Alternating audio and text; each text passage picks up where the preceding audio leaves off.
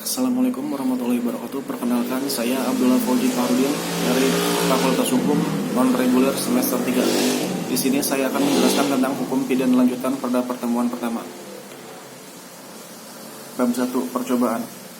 Pengertian dan sifat percobaan. Pengertian atau definisi tentang percobaan tindak pidana tidak diatur dalam KUHP.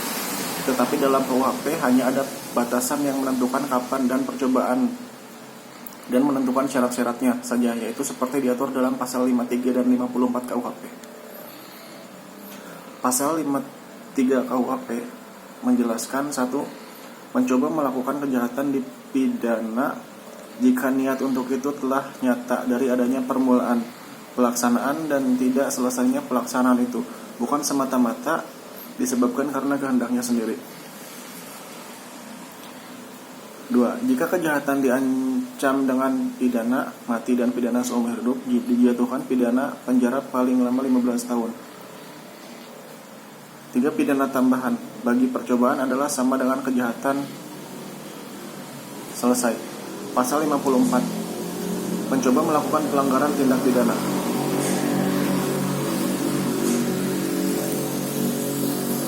Berdasarkan kedua pasal tersebut, maka yang dapat dikenakan sanksi pidana untuk TP percobaan adalah hanya untuk TP yang berupa kejahatan yang diatur dalam buku 2 KUHP saja. Sedangkan untuk pelanggaran yang diatur dalam buku 3 KUHP tidak dapat dikenakan sanksi pidana.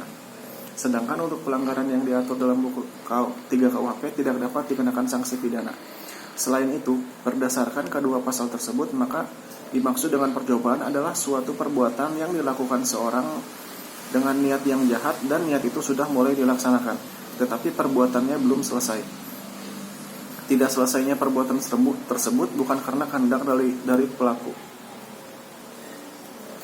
Sifat percobaan adalah 1. Sebagai dasar atau alasan memperluas dapat dipidananya orang, yaitu seseorang yang dikenakan sanksi pidana apabila sudah memenuhi unsur pasal 53, walaupun tidak memenuhi unsur delik. Jadi sifat dari pasal 53 atau percobaan dipandang sebagai memperluas dapat dipidananya orang dan bukan memperluas rumusan delik. Jadi percobaan tidak dianggap sebagai delik yang berdiri sendiri, melainkan sebagai delik yang sempurna. 2. Sebagai dasar. Alasannya memperluas dapat dipidananya perbuatan, yaitu bahwa tindak pidana percobaan merupakan satu tindak pidana yang bulat dan lengkap. Percobaan bukan delik yang tidak sempurna, tetapi delik sempurna dalam bentuk khusus atau istimewa. B. Dasar patut dipidananya percobaan. 1. Teori subjektif. Menurut teori ini, dasar patutnya dipidananya percobaan terletak pada sikap batin atau watak berbahaya dari pelaku. 2. Teori objektif. Menurut teori ini, dasar patut dipidana percobaan terletak dari sifat berbahayanya yang perbuatan yang dilakukan pelaku.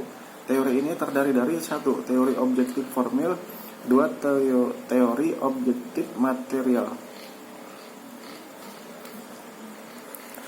Mungkin hanya itu saja yang bisa dapat saya sampaikan. Kurang lebihnya mohon maaf. Wassalamualaikum warahmatullahi wabarakatuh.